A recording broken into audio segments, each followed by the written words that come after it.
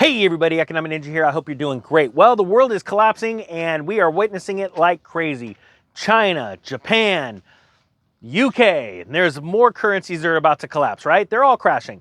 But the question is, what do you do right now? What can you do right now to change your life? And I want to bring this down to the most simplest thing that you could do to guarantee that you make money. And it's going to sound crazy because it's literally the simplest thing that you can do. And that is this. Get out of debt. Now, why? Why? There's right now all kinds of people buying gold, buying silver, buying stocks, buying real estate, buying all kinds of different things in hopes to make money, right? A lot of those people understand that if you buy low and sell high, you make money, right? Problem is, very few people do. And they also don't understand different economic cycles. But I'm not joking. Literally 0.1% of the world understands this one very important fundamental, and that is a penny saved is a penny earned. Let me give you an example. I used to get made fun of all the time. I used to drive a little Honda Civic, and at that time I was making over $100,000 a year in my day job. I was making over $40,000 to $50,000 a year in my side hustle in cash, right? And I drove a little tiny Honda Civic, and not only was it old, it was really old. This was in the year, let's see, 2009, I think it was, and it was a 1993 or 94 Honda Civic, and it was actually a little short shifter. It used to have a nitrous bottle in it. I bought it from some kid that was like a Ricky racer. I don't know what to call it, but it looked like, by all intents and purposes, that when the tinted window rolled down, I'm not joking, it was black on black. It was you thought the barrel of something was going to stick out the window, let's put it that way. But I liked this car. I really liked it. And the reason why I bought it is because it was all souped up and it was fun to drive. It was fast, but it got amazing gas mileage, right? It got in the high 30s. Well, I would use that to drive back and forth to work. And I would get made fun of by all my coworkers, right? Because I was driving a kid's car. And it was just this like jalopy. And even though I made over six figures, well over it, if you consider what I was doing with my side hustle, I drove that car. But I used to always tell people a penny saved is a penny earned. And their running joke is they would go and throw quarters out of the tailpipe. They look, the car's crapping out quarters, you know what I mean? And they would sit there and laugh and joke around. But all the people that laughed and joked with me were completely broke. They were full of debt. They didn't own anything in their life. As a matter of fact, some of the people actually had payments on their refrigerators, all right?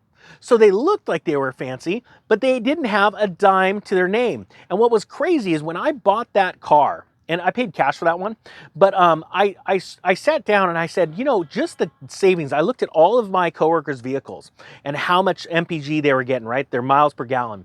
And I figured that literally those guys could have went out and paid payments on a car, a new car, a commuter car, and the payment would have been equal to or less than just the savings in the fuel that they were driving. Because at that time, I was driving, working at a place that had a long commute. So all the guys were in the exact same position, right? Long commute times, lots of gas being spent. Well, they would laugh for years and make fun of me, right? But every day, I would save $1 and I would put $1 in the bank. Or I'd save $1 and I'd buy a little bit of silver, you know, a silver dime. Or I would save $1 and I would go buy a share of a stock. And my point being is that over the years, everybody that was making fun of me didn't have an extra ounce of silver, didn't have a share of stock, didn't have anything, right? I not only owned everything, but I was able to buy more. And the thing is right now, people are out speculating like, oh, Tesla stock's going down, so I'm gonna go buy some Tesla stock and hopefully it's gonna go up. When in all reality, it's on this type of cycle right now, right? In the short term, you might get a pop. If you want information like that and you want to be a technical analysis trader, I got a link to Johnny's course, you know, on arbitrage trading, or not arbitrage, but swing trading. And he does it well and he's amazing, right? But I'm not that kind of person, right? I have different goals and settings. So my thing is not trading, daily trading. I've done it before. I've succeeded. I've also failed, right? But the one thing I've never failed at, the one thing that people need to realize right now, you want guaranteed income. You know, you could buy an ounce of gold right now and hope that it goes up, but if it doesn't go up in the amount of time that you wanted it to, you lost, right? Because you're like, oh man, I need the money, so I'm gonna go and sell it at a loss. That's not what you wanna do. You wanna be in a a position in life where you're always winning.